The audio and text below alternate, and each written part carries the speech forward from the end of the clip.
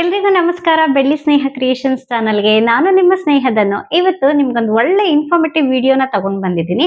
ಅಂದ್ರೆ ತುಂಬಾ ಯೂಸ್ ಆಗುವಂತ ಇನ್ಫಾರ್ಮೇಶನ್ ಅಂತಾನೆ ಹೇಳ್ಬೋದು. ಅದೇನಪ್ಪಾ ಅಂದ್ರೆ, ತಂದೆ ಇಲ್ಲದೆ ಇರುವಂತಹ ಮಕ್ಕಳಿಗೆ, ಅಂದ್ರೆ ಯಾರು ಸಿಂಗಲ್ ಪೇರೆಂಟ್ ಆಗಿರ್ತಾರಲ್ಲ ಅಂತಹ ಮಕ್ಕಳಿಗೆ ಗೌರ್ಮೆಂಟ್ ಕಡೆಯಿಂದ ತಿಂಗಳಿಗೆ 4,000 ಅಂದ್ರೆ ವರ್ಷಕ್ಕೆ 48,000 ರೂಪಾಯಿ ಬರುವಂತಹ ಸ್ಕಾಲರ್ಶಿಪ್ ನ ಬಿಟ್ಟಿದ್ದಾರೆ. ಇದು ಬಂದು ಒಂದು ಎಜುಕೇಶನ್ ಸ್ಕೀಮ್ ಅಂತಾನೆ ಹೇಳ್ಬೋದು. ಇದನ್ನ ಆಲ್ರೆಡಿ ತುಂಬಾ ಜನ ಪಡ್ಕೊಳ್ತಾ ಇದ್ದಾರೆ. ಹಾಗಾದ್ರೆ ಇನ್ನು ಯಾರ್ಯಾರೆಲ್ಲ ಪಡ್ಕೊಳ್ತಾ ಇಲ್ಲ, ಇನ್ನು ಯಾರ್ಯಾರಿಗೆಲ್ಲ ಗೊತ್ತಿಲ್ಲ, ಇದನ್ನ ಎಲ್ಲಿ ಹೋಗ್ಬೇಕು, ಯಾವ ರೀತಿ ಅರ್ಜಿಯನ್ನ ಸಲ್ಲಿಸಬೇಕು, ಇದನ್ನೆಲ್ಲ ನಾನು ಕಂಪ್ಲೀಟ್ ಡೀಟೇಲ್ಸ್ ಅಲ್ಲಿ ನಾನು ಇವತ್ತು ತಿಳಿಸ್ಕೊಡ್ತಾ ಇದ್ದೀನಿ.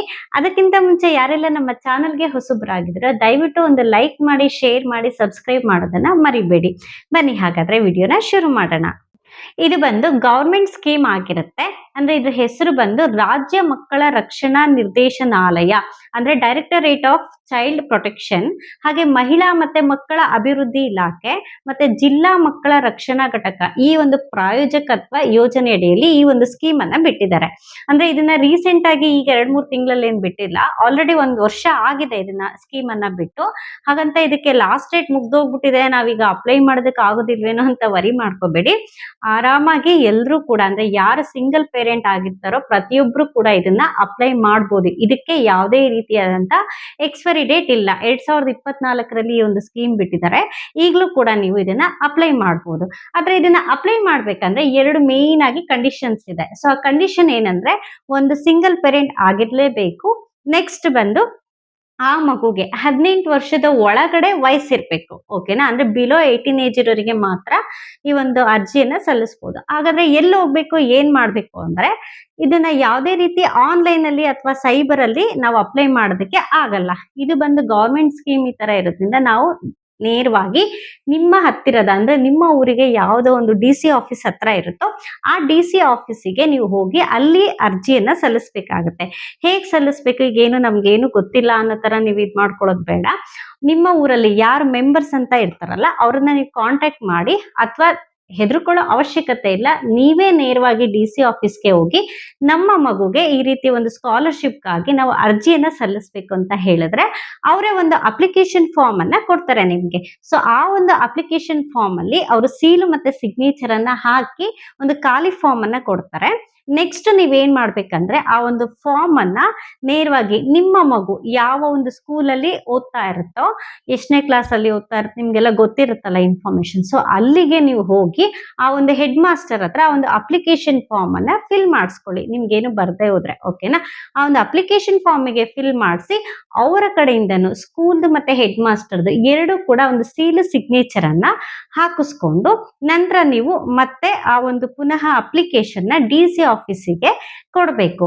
ಅಕಸ್ಮಾತ್ ಆಗಿ ನೀವೇ ಏನಾದ್ರೂ ಅಪ್ಲಿಕೇಶನ್ ನ ಫಿಲ್ ಮಾಡ್ತೀವಿ ಅಂದ್ರೆ ನಾನ್ ನಿಮ್ಗೆ ಹೇಳ್ತೀನಿ ಯಾವ ತರ ಇರುತ್ತೆ. ನಾನು ಬೇಸಿಕ್ ಡೀಟೇಲ್ಸ್ ಅನ್ನ ತೋರಿಸ್ತೀನಿ ನೋಡಿ. ಇವಾಗ ನೋಡಿ, ಫಾರ್ಮ್ ಇರುತ್ತೆ ಈ ರೀತಿ. ಫಾರ್ಮ್ ಅಲ್ಲಿ ಮೇಲೆ ಈ ರೀತಿ ಹೆಸರಿರುತ್ತೆ, ರಾಜ್ಯ ಮಕ್ಕಳ ರಕ್ಷಣಾ ನಿರ್ದೇಶನಾಲಯ ಮತ್ತೆ ಮಹಿಳಾ ಮತ್ತೆ ಮಕ್ಕಳ ಅಭಿವೃದ್ಧಿ ಇಲಾಖೆ ಯಾವ ಒಂದು ಪ್ರಾಯೋಜಕತ್ವ ಯೋಜನೆ ಅಡಿಯಲ್ಲಿ ಒಂದು ಅರ್ಜಿಯನ್ನು ಬಿಟ್ಟಿದ್ದಾರೆ ಅಂತ ಇರುತ್ತೆ. ಸೊ ಇದರಲ್ಲಿ ಬಂದ್ಬಿಟ್ಟು ನಿಮ್ಗೆ ಫಸ್ಟ್ ಏನಂದ್ರೆ ಮಗುದು ನೇಮ್ ಅನ್ನ ಬರಿಬೇಕಾಗತ್ತೆ. ನೇಮ್ ಮತ್ತೆ ಅಡ್ರೆಸ್ ಅನ್ನ ಬರಿಬೇಕಾಗತ್ತೆ. ನಂತರ ಅಲ್ಲಿ ಜೆಂಡರ್, ನಿಮ್ದು ಹೆಣ್ಮಗುನ ಗಂಡ್ ಮಗುನ ಅನ್ನೋದನ್ನ ಫಿಲ್ ಮಾಡಿ, ಆ ನಂತರ ಮಗು ಹುಟ್ಟಿದ ಡೇಟ್ ಆಫ್ ಬರ್ತ್ ಮತ್ತೆ ಏಜ್, ವಯಸ್ಸು ಎಷ್ಟಾಗಿದೆ ಅನ್ನೋದನ್ನ ಬರೀರಿ. ಮತ್ತೆ ಆ ಮಗು ಯಾವ ತರಗತಿ ಓದ್ತಾ ಇದೆ ಅನ್ನೋದನ್ನ ಫಿಲ್ ಮಾಡ್ಕೊಳ್ಳಿ. ನೆಕ್ಸ್ಟ್ ಫಾದರ್ ಅಥವಾ ಮದರ್, ಅಂದ್ರೆ ಅಪ್ಪನ ಅಥವಾ ಅಮ್ಮ ಯಾರಿದ್ದಾರೆ, ಯಾರು ಜೀವಂತವಾಗಿದ್ದಾರೆ ಅಥವಾ ಇಲ್ಲ ಅನ್ನೋದನ್ನ ಮೆನ್ಷನ್ ಮಾಡಿ. ಮತ್ತೆ ಪೇರೆಂಟ್ ನೇಮ್, ಅಥವಾ ಯಾರು ಇಲ್ದಲೆ ಬರೀ ಪೇರೆಂಟ್ ಯಾರು ಅವ್ರನ್ನ ಗಾರ್ಡಿಯನ್ ನೋಡ್ಕೊತಾವ್ರ ಅದು ಕೂಡ ಅಡ್ರೆಸ್ ಅನ್ನ ಫಿಲ್ ಮಾಡ್ಕೊಳ್ಳಿ. ಅಥವಾ ಯಾರು ಜೀವಂತವಾಗಿರ್ತಾರೋ ಅವರ ಒಂದು ಹೆಸರನ್ನ ಬರೆದು ಅಡ್ರೆಸ್ ಅನ್ನ ಬರೀರಿ ಇಲ್ಲಿ. ನಂತರ ಕ್ಯಾಸ್ಟ್, ಇನ್ಕಮ್ ಅಂದ್ರೆ ಕ್ಯಾಸ್ಟ್ ಪ್ರತಿಯೊಬ್ಬರದು. ಇದು ಬಂದು ನೋಡಿ, ಈ ಒಂದು ಅಪ್ಲಿಕೇಶನ್ ಹಾಕ್ಬೇಕಂದ್ರೆ ನಿಮ್ಗೆ SC ST ಈ ತರ ಮಾತ್ರ ಇರುತ್ತೆ ಅಂತ ವರಿ ಮಾಡ್ಬೇಡಿ. SC ST OBC ಪ್ರತಿಯೊಬ್ರು ಇರುತ್ತೆ. ಯಾರು ಸಿಂಗಲ್ ಪೇರೆಂಟ್ ಆಗಿರ್ತಾರಲ್ಲ ಅವರೆಲ್ಲರೂ ಕೂಡ ಅಪ್ಲೈ ಮಾಡಬಹುದು. ಸೊ ಕ್ಯಾಸ್ಟ್ ಅನ್ನ ಯಾವ್ದು ಮೆನ್ಷನ್ ಮಾಡಿ, ಹಾಗೆ ಏನ್ ವರ್ಕ್ ಡೀಟೇಲ್ಸ್, ಅಂದ್ರೆ ಅವ್ರು ಏನ್ ವರ್ಕ್ ಮಾಡ್ತಾ ಇದ್ದಾರೆ ಅನ್ನೋದನ್ನ ಮೆನ್ಷನ್ ಮಾಡ್ಕೊಳ್ಳಿ, ಅಲ್ಲಿ ಬರೀರಿ. ಮತ್ತೆ ಹಾಗೇನೆ ವಿಧಾನಸಭಾ ಕ್ಷೇತ್ರ ನಂಬರ್ ಅವರೇ ಬರ್ಕೊಡ್ತಾರೆ. ನೆಕ್ಸ್ಟ್ ಬರ್ಕೊಳ್ತಾರೆ. ನಂತರ ಆನ್ಯುಯಲ್ ಇನ್ಕಮ್ ಅವ್ರು ವರ್ಷಕ್ಕೆ ಅವ್ರು ಎಷ್ಟು ಇನ್ಕಮ್ ಅನ್ನ ಮಾಡ್ತಾ ಇದ್ದಾರೆ ಅದು ಕೂಡ ಮೆನ್ಷನ್ ಮಾಡ್ಕೊಳ್ಳಿ.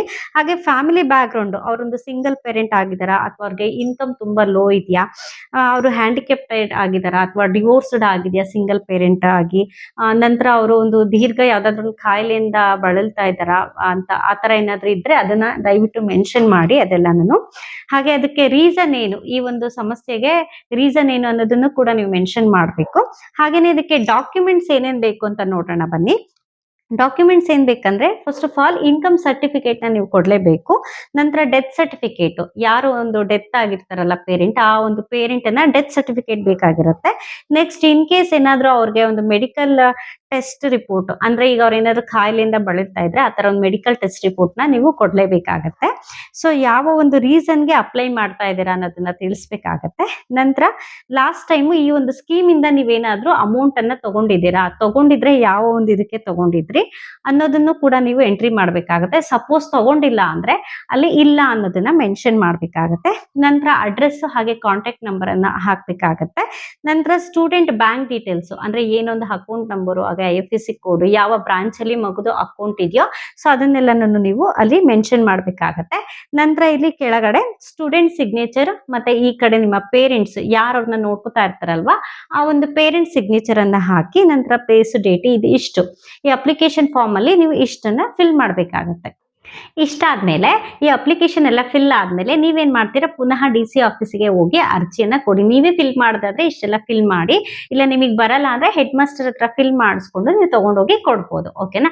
ಕೊಟ್ಟಾದ್ಮೇಲೆ ಅಲ್ಲೇನ್ ಮಾಡ್ತಾರೆ DC ಆಫೀಸಲ್ಲಿ ನೆಕ್ಸ್ಟ್ ನೀವು ಏನೊಂದು ಇನ್ಫಾರ್ಮೇಶನ್ ಕೊಟ್ಟಿರ್ತೀರೋ ಅದು ಕರೆಕ್ಟಾ ಇಲ್ವಾ ಅನ್ನೋದನ್ನ ಇನ್ವೆಸ್ಟಿಗೇಷನ್ ಮಾಡ್ತಾರೆ. ಅಂದ್ರೆ ನೀವಿರೋ ಜಾಗಕ್ಕೆ ಪ್ಲೇಸ್ಗೆ ಬಂದು ನೀವು ಕೊಟ್ಟಿರೋ ಮಾಹಿತಿ ಕರೆಕ್ಟ್ ಇದೆಯೋ ಅಥವಾ ಏನು ಅಂತ ಅಂದ್ಬಿಟ್ಟು ಇನ್ವೆಸ್ಟಿಗೇಷನ್ ಮಾಡಿ ನಂತರ ಕರೆಕ್ಟ್ ಇದ್ರೆ ಅವ್ರೇನ್ ಮಾಡ್ತಾರೆ, ಅಪ್ರೂವಲ್ ಕೊಡ್ತಾರೆ. ಸೊ ಅಪ್ರೂವಲ್ ಕೊಟ್ಟು ಗವರ್ಮೆಂಟ್ಗೆ ನಿಮ್ಮ ಒಂದು ಫಾರ್ಮ್ ಅನ್ನ ಕಳಿಸ್ತಾರೆ. ಸೊ ಕಳಿಸಿದಾದ್ಮೇಲೆ ಇಂತಿಷ್ಟು ದಿನ ಆದ್ಮೇಲೆ ಅಂತ ನಿಮ್ಮ ಮಗುಗೆ ದುಡ್ಡು ಅಮೌಂಟ್ ಅನ್ನೋದು ಬರ್ತಾ ಇರುತ್ತೆ. ಸೊ ಇದಿಷ್ಟು ಇನ್ಫಾರ್ಮೇಶನ್ ಎಲ್ಲಿ ಹೋಗ್ಬೇಕು ಏನ್ ಮಾಡ್ಬೇಕು ಅನ್ನೋದೆಲ್ಲ ಕಂಪ್ಲೀಟ್ ಆಗಿ ತಿಳಿಸ್ಕೊಟ್ಟಿದ್ದೀನಿ. ಸೊ ಈ ಮಾಹಿತಿ ನಿಮ್ಗೆ ಏನಾದ್ರು ಇಷ್ಟ ಆದ್ರೆ ಹಾಗೆ ನಿಮ್ಮ ಫ್ಯಾಮಿಲಿ ಅಥವಾ ರಿಲೇಟಿವ್ಸ್ ಫ್ರೆಂಡ್ಸ್ ಅಲ್ಲಿ ಯಾರಾದ್ರೂ ಈ ಒಂದು ಅಪ್ಲಿಕೇಶನ್ ಅಥವಾ ಈ ಒಂದು ಇದರಿಂದ ಅಂದ್ರೆ ಸ್ಕೀಮ್ ಇಂದ ಅವ್ರಿಗೆ ಯೂಸ್ ಆಗುತ್ತೆ, ಹೆಲ್ಪ್ ಆಗುತ್ತೆ ಅನ್ನೋದಾದ್ರೆ ಖಂಡಿತವಾಗ್ಲೂ ಶೇರ್ ಮಾಡಿ. ಸೊ ನಿಮ್ಮಿಂದ ಇನ್ನೊಬ್ರಿಗೆ ಒಳ್ಳೇದಾಗುತ್ತೆ ಅಂದ್ರೆ ಖಂಡಿತ ನಿಮ್ಮನ್ನ ನೆನ್ಸ್ಕೊಳ್ತಾರೆ. ಹಾಗೇನೆ ಈ ಇನ್ಫಾರ್ಮೇಶನ್ ನಿಮ್ಗೆ ಇಷ್ಟ ಆದ್ರೆ ಖಂಡಿತ ಒಂದು ಲೈಕ್ ಮಾಡಿ, ಶೇರ್ ಮಾಡಿ, ಸಬ್ಸ್ಕ್ರೈಬ್ ಮಾಡೋದನ್ನ ಮರಿಬೇಡಿ. ಇನ್ನಷ್ಟು ನಾನು ಇದೇ ರೀತಿ ಮಾಹಿತಿ ಕೊಡ್ತಾ ಇರ್ತೀನಿ. Thank you.